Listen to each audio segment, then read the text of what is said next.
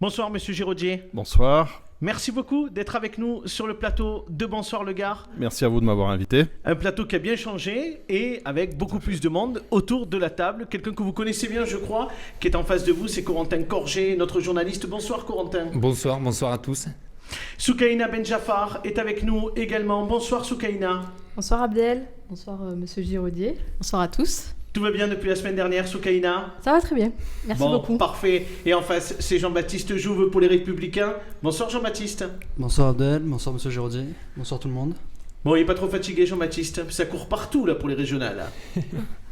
Il y a du boulot. Il y a pas mal de déplacements et surtout il y a pas mal de choses à faire savoir. Compliqué, avec Carole Delga en face, donc il faut mobilisation. Tout est compliqué Abdel. Tout est compliqué. Tout est compliqué et tout est gagnable. Bon, ce soir on fait un pas de côté, on va un peu moins parler de politique ce soir. Avec on plaisir. va se concentrer sur l'économie du territoire avec notre invité Éric Giraudier. Je donne tout de suite la parole à Corentin Corgé, il va poser la première question à Monsieur Giraudier. Et une première question sur cette gestion de la crise sanitaire puis économique depuis plus d'1 an maintenant. Comment, pour résumer, quel rôle a eu la CCI, quel a été votre rôle prépondérant pour soutenir les entreprises pendant cette crise? Alors déjà, je pense que par rapport à ce qui est arrivé, il faut garder de l'humilité parce que personne n'était préparé à cela. Nous encore moins, mais je me rappelle qu'il y a un peu plus d'1 an, dans mon bureau, j'ai vu que ça allait tourner vinaigre et effectivement, on a pris les devants pour être très réactif, très présent. Parce qu'il fallait être en réponse aux entreprises, il fallait pouvoir décrypter ce qui était annoncé au quotidien, qui n'était pas forcément vérifié le lendemain dans les textes ou après-demain dans les décrets d'application, etc. Donc une forte présence, de l'abnégation, parce qu'on est là pour servir les entreprises et c'est par mauvais temps qu'on reconnaît le bon marin. Et vous avez pu aider toutes les entreprises? Vous avez pu répondre à toutes les demandes, les sollicitations? Alors, aider toutes les entreprises, j'aurais bien aimé, mais force est de constater que non, parce qu'il y a déjà un certain nombre d'entreprises qui avaient les réponses. Néanmoins, c'est plus de 15 000 réponses qu'on a apportées. C'est-à-dire qu'il y a eu effectivement beaucoup de questions, de décryptage. Chaque cas d'entreprise est un cas particulier. Et puis, nous avons eu des actions proactives. C'est-à-dire nous avons appelé plusieurs milliers d'entreprises, du commerce, du tourisme, des cafés, hôtels, restaurants, pour leur proposer un certain nombre de choses, les alerter sur un certain nombre de dispositifs et les préparer le mieux possible à la réouverture. Concernant l'État, est-ce que vous pensez qu'il a été à la hauteur pour vous, les aides de l'État? Quel est votre regard là-dessus? Encore une fois, force est de constater que la France est le pays européen qui a apporté le plus d'aides. Donc ça, c'est une masse, c'est quantitatif, c'est macroéconomique. Est-ce qu'on aurait pu mieux segmenter, aider plus d'entreprises? On en a qui passent entre les mailles du filet. Est-ce que certaines ont été trop accompagnées, d'autres pas assez? Sans doute. Mais encore une fois, force est de constater que, l'argent était là, qu'il y a eu un niveau d'aide important dans notre pays. Oui, parce que c'est intéressant ce que vous dites, des entreprises trop accompagnées. Enfin, il y en a pas qui en ont profité, mais qui s'en sont bien sortis grâce aux aides. Si vous voulez, c'est l'effet de seuil, c'est-à-dire qu'on a vu très souvent et on a fait remonter, sans arrêt au quotidien par rapport aux textes qui sortaient en disant attention, là il y a un trou dans la raquette, là tel type d'entreprise ne vont pas être concernés, là votre dispositif il va manquer d'efficacité. Et notre intérêt, notre valeur ajoutée, c'est l'observation des décisions qui sont prises sur le terrain, sur les entreprises. C'est l'effet des décisions qui est important. Et effectivement, on constate des effets de bord et des entreprises qui ont voulu jouer le jeu, qui sont restées ouvertes pour faire du click and collect, qui ont voulu faire un certain nombre de choses et finalement qui passent entre les mailles du filet en termes d'aide. Ça, c'est un petit peu dommage. Il y a un effet d'aubaine, on vient d'en parler effectivement pour certains secteurs d'activité, mais de manière générale, si on prend le PGE qui a été mis en place avec le soutien de l'État, comment on va le rembourser aujourd'hui ce PGE? Parce qu'on le voit, les entreprises peut-être qu'à l'heure actuelle ne rencontrent pas encore totalement de difficultés parce qu'il y a ce PGE qui est encore là. Et puis il y a eu des décalages, mais il y a bien un moment où il va falloir le rembourser. Exactement. Alors, un prêt, un crédit, comme tout prêt, tout crédit, doit être remboursé. Là-dessus, évidemment, la question ne se pose pas. Vous êtes sur le comment. Encore une fois, chaque entreprise, en fonction de sa trésorerie, va avoir intérêt à proroger le prêt, à ne pas le proroger. Un certain nombre d'entreprises ont pris des PGE, ne les ont pas totalement utilisés. Il faut faire une vraie analyse, encore une fois, selon chaque cas de figure, où en est son niveau d'activité. Mais ce qui remonte un peu, M. Giraudier, quand même, c'est que sur les PGE, on entend des chefs d'entreprise qui disent finalement, moi, c'est pas de ma faute si on m'a demandé de fermer. Moi, j'aurais voulu continuer à travailler. Moi, si j'ai un PGE, c'était pour maintenir la rémunération de mes employés ou en tout cas pouvoir payer mes échéances. On entend quand même qu'on attend de l'État peut-être à un moment donné une prise en charge d'une partie de ces PGE. Est-ce que vous y êtes favorable ? Alors, vous avez raison, il s'agit de fermeture administrative. On s'est trouvé devant le cas de fermeture administrative, c'est-à-dire d'entreprises dont on leur a dit, vous devez fermer votre porte, vous ne pouvez plus exercer votre activité. C'est un cas de figure particulier. Aujourd'hui, je pense qu'il faut avoir sur le PGE des grandes filières stratégiques, on le sait, ont été aidées. Je pense qu'effectivement, il faut avoir un regard particulier, peut-être sur les modalités, encore une fois, sur des TPE, des PME, etc. Mais ça ne pourra se jouer qu'au cas par cas. Mais ensuite, attention à la distorsion de concurrence. Qu'est-ce que vous allez dire à une entreprise qui a dit moi j'ai fait des efforts, j'ai décapitalisé, j'ai pas fait de PGE. Si j'avais connu les règles du PGE, sachant qu'il y avait telle possibilité, j'aurais souscrit. Donc moi j'ai beaucoup souffert, pourquoi je suis pas aidé aussi ? Vous voyez, ça devient d'une complexité assez rare. Donc il faut faire quand même attention. Moi je pense qu'il faut avoir effectivement des dispositifs au plus près des entreprises pour les accompagner, mais il faut faire attention à ne pas créer une distorsion compétitive en accordant encore une fois des aides ou des facilités à certaines entreprises et en laissant d'autres au bord de la route. Soukaina, vous aviez une question toujours autour de la crise sanitaire, mais cette fois-ci plutôt sur le plan de relance, et vous vouliez interroger M. Giraudier. Oui, effectivement, il y a 30 milliards d'euros déjà qui ont été engagés dans les territoires pour soutenir la relance économique et accompagner la relance économique. Moi, je voulais vous demander si finalement ces crédits du plan de relance, ils ont bien irrigué le territoire gardois, si vous avez ce ressenti-là et si finalement le Gard était prêt économiquement, solide économiquement pour affronter une telle crise telle qu'on la connaît aujourd'hui. Alors, ça fait 3 questions. Sur les 30 milliards, attention. Il y a des lignes qui ont été définies, elles ne sont pas encore... Il faut vraiment être dans la pédagogie ce soir, c'est pour ça que vous êtes avec nous, M. Giraudier. Elles ne sont pas encore affectées, ces lignes. Est-ce que le plan de relance va irriguer suffisamment le Gard ? À l'heure qu'il est, le plan de relance national, c'est France Relance, parce que après je vais revenir sur des dimensions de relance territoriale.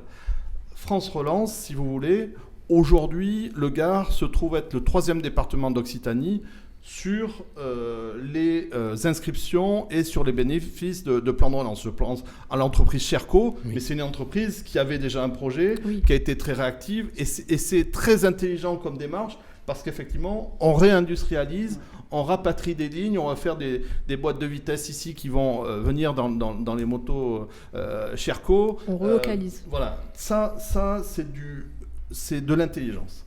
Vous parlez d'irrigation. On sait, de toute façon aujourd'hui, par exemple, que le développement économique, depuis des années, on mise sur les métropoles, Montpellier, Toulouse, et que ça n'irrigue pas le territoire. Le Gard n'est pas irrigué par tous ces dispositifs. Et je crois qu'il faut attendre plus de l'initiative locale. C'est-à-dire, je pense que c'est plus des entreprises, des regroupements d'entreprises qui vont avoir des projets et qui doivent s'inscrire dans ce plan de relance. C'est ce que nous faisons au quotidien avec la préfecture, que ce soit Madame Le Caillan, la préfète du Gard, que ce soit Monsieur Jean Rampon, sous-préfet à la relance. On est au quotidien au téléphone. On devait aller encore voir une entreprise la semaine prochaine, etc. On est au quotidien sur ces sujets-là, parce que de toute façon, ces 30 milliards, ça dépend d'appels à projets. Donc si vous ne générez pas des projets, de toute façon, vous n'avez pas de financement au regard de cela. Et juste pour terminer la 3e question, comment le Gard est armé par rapport à cela ? Eh bien, il y a une étude extrêmement intéressante qui a été faite par l'Ordre des experts comptables. Le Gard est un des départements, sinon le département, qui s'en sort le mieux par rapport à cette crise. Pourquoi ? Parce que nous avons une activité industrielle marquée, diversifiée sur différents bassins d'emploi et sur différents segments d'activité économique. On a de l'énergie, on a de l'agroalimentaire, on a de l'industrie, on a de la chimie, etc. Et ça, je pense que c'est la clé de la réussite demain. C'est une bonne nouvelle. C'est une bonne nouvelle. La monoactivité, effectivement, ce n'est pas un bon choix. On va parler maintenant des commerces, peut-être. Oui, Corentin. sur la sortie de crise, justement, est-ce que la CCI a prévu un accompagnement, enfin des mesures en tout cas pour les bars, les restaurants qui ont retrouvé leur activité? Est-ce qu'il va y avoir un accompagnement? Qu'est-ce que vous pouvez nous dire là-dessus? Alors là-dessus, nous avons effectivement un certain nombre d'accompagnements. Depuis quelques semaines, d'ailleurs depuis le début de l'année, on a fait un certain nombre d'animations avec des structures de fait des bons, c'est-à-dire des jeux qui permettent d'avoir des bons qui vont être dépensés directement dans les commerces locaux. Donc c'est rapide, c'est direct, c'est efficace, c'est bien des flux financiers qui s'établissent. Nous avons, avec les cafés, hôtels, restaurants, mis en place des kits d'ouverture. Nous en avons distribué à 1200 sur le département. C'est toujours un petit coup de pouce sur la réouverture, ça ne fait pas tout. Mais en même temps, nous avons travaillé avec eux justement sur un plan d'action relance en disant concrètement de quoi vous avez besoin. Et là, c'est très intéressant parce qu'on s'aperçoit que c'est des besoins très terrain. On a besoin d'avoir des menus qui nous soient traduits. Traduisez-nous nos menus en anglais. Ça, c'est une demande. Ça, on sait apporter une réponse. On a besoin d'avoir des QR codes pour expliquer tout ce qui se passe alentour de nous. Et là, on est sur du pratico-pratique. On est sur c'est du ça pratico-pratique, exactement. Jean-Baptiste, rapidement. Si vous avez un retour sur les 3 premiers jours, parce qu'on a vu pas mal de monde quand même dans les terrasses nîmoises, on a vu des restaurants pris d'assaut. Sur le premier week-end, on a senti que il y avait un vrai retour. Le public est au rendez-vous. Oui, le public est au rendez-vous. Moi, j'étais dès 7h30 du matin à prendre le café chez Adrien Pujol à Vauvert, à son nouvel établissement Le Cartel. Ça, c'est sur 2-3 jours. Moi, ce qui m'intéresse, c'est le long terme. Oui, bien sûr. Les vagues qui montent, qui descendent. L'intérêt, là, c'est qu'il nous faut une relance pérenne, durable, stable sur le long terme. On en parlera tout à l'heure, Monsieur Giraudier, dans notre débat sur les cœurs de ville. Je donne la parole à Jean-Baptiste. Je crois qu'il avait une question sur les plateformes logistiques, c'est ça? Oui, c'est sur les nouveaux types d'emplois et surtout quel type d'entreprise on choisit, quel type d'entreprise on souhaite attirer pour lutter contre le chômage dans le Gard et offrir des emplois aux Gardois. Et ma question concernait du coup les nouvelles plateformes de livraison de services qui s'installent, Amazon pour ne pas la citer, et d'autres peut-être dans le Gard rhodanien. Savoir quelle est votre position sur les emplois qu'ils créent. On sait que ce sont souvent des emplois qui sont peu qualifiés et des emplois que peut-être certains voient comme précaires. Quelle position avez-vous sur l'arrivée potentielle de ces entreprises? Alors ma position là-dessus, c'est que, encore une fois, à plusieurs niveaux, c'est-à-dire si vous créez, d'un point de vue macroéconomique, les conditions qui favorisent des grands acteurs mondiaux, et l'Europe n'a pas mis les conditions nécessaires au développement de champions européens, à laisser la porte ouverte à des entreprises de ce type-là, il faut en prendre acte. Nous, on est légalistes. Deuxièmement, des entrepôts. Est-ce qu'il vaut mieux que l'entrepôt Amazon, bon, il est déjà présent à Donzère. Oui, non, c'est une question de. Il est déjà, il y en a beaucoup, il y en a beaucoup en Préarles sur Salon-de-Provence. Est-ce qu'il vaut mieux dire, on n'en veut pas sur notre département, ça se met 5 km après, et les mêmes personnes vont prendre leur téléphone pour commander et utiliser ces plateformes? Je pense qu'il faut être un peu raisonné et raisonnable.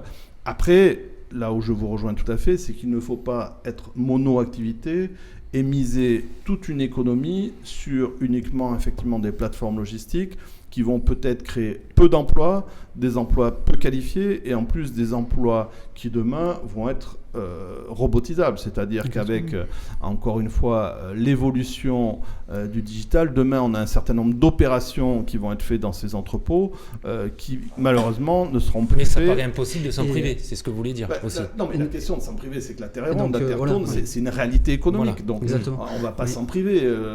C'est une réalité économique. Et la question pour rebondir du coup, c'est quelles mesures, à votre sens, faudrait-il prendre justement pour avoir une diversification des acteurs économiques et aller vers des emplois, du coup, comme vous le sous-entendez, qui ne seraient pas susceptibles d'être un jour robotisés? Quelles mesures peut prendre la CCI, les acteurs économiques locaux, les collectivités? Alors, la CCI seule, malheureusement, je le regrette bien, oui. n'a pas votre position d'acteur économique. Alors, notre position d'acteur économique, c'est peut-être effectivement d'écouter les entreprises, d'écouter ce territoire, d'identifier son attractivité, ses caractéristiques, pour, avec d'autres acteurs, politique, EPCI, agglo, définir des projets de territoire, définir des stratégies de territoire, devenir plus attractif pour l'implantation d'entreprises, mais aussi rester attractif pour les entreprises qui sont présentes sur place, pour qu'elles ne s'en aillent pas en dehors du département ou en dehors de la région, et que lorsqu'elles ont des projets de développement interne, elles les mettent en œuvre sur notre territoire. Ça signifie aussi une stratégie par rapport au foncier, mais ce qui décline aussi de l'attractivité, c'est des transports en commun, c'est des lycées, c'est un équipement médical, c'est de la culture, c'est tous ces éléments-là qui participent de l'attractivité d'un territoire. Et donc c'est tout ça qu'il faut mettre en avant. On avance parce qu'il y a encore beaucoup de questions à vous poser ce soir. On dit un mot rapidement sur la formation professionnelle qui est aussi le cœur d'activité de la CCI Gare. Quelles sont les formations que vous allez engager dans les prochaines années, parce que c'est aussi, j'allais dire, les emplois de demain et les besoins pour les entreprises. Et puis un petit mot également sur l'Érié, parce qu'il y a un projet de Nîmes Métropole autour de l'Érié. Est-ce que la CCI Gare a envie d'y être associée ? Alors, sur la formation, c'est l'essentiel. Vous venez d'en parler d'emploi. Aujourd'hui, on observe une inadéquation entre les offres d'emploi, les demandes, etc. Parce qu'effectivement, le sujet, c'est la formation et l'orientation. Donc, nous avons très largement augmenté le nombre de personnes que nous formons à CCI Gare. Nous sommes passés de 1200 à 1600 apprentis. Nous formons 1600 apprentis sur ce département. Plus de 2500 personnes en alternance, apprentis plus alternance, et 4000 personnes au global. Nous sommes les deuxièmes formateurs après l'éducation nationale. Et ça, nous le faisons pour le territoire, parce que nous formons des Gardois, à 90% pour des entreprises gardoises. C'est en étant au plus près du besoin, des attentes des entreprises, que nous sommes capables de fermer une formation, d'en ouvrir une nouvelle, de modifier des contenus de formation, pour qu'on ait une bonne employabilité des personnes. Et sur les formations de demain, c'est quoi les besoins formations de demain, c'est quoi les formations sur lesquelles vous travaillez ? Nous ouvrons une licence RH. Nous venons d'ouvrir, en partenariat avec Renault France, nous allons former des réparateurs de chez Renault. Nous sommes le seul CFA des CCI qui a été retenu au niveau national. Nous allons ouvrir des formations supérieures sur le marketing digital, parce que ça correspond vraiment aux besoins. Nous avons récemment ouvert une formation sur la chimie, parce que ça correspondait aux besoins d'entreprises du territoire.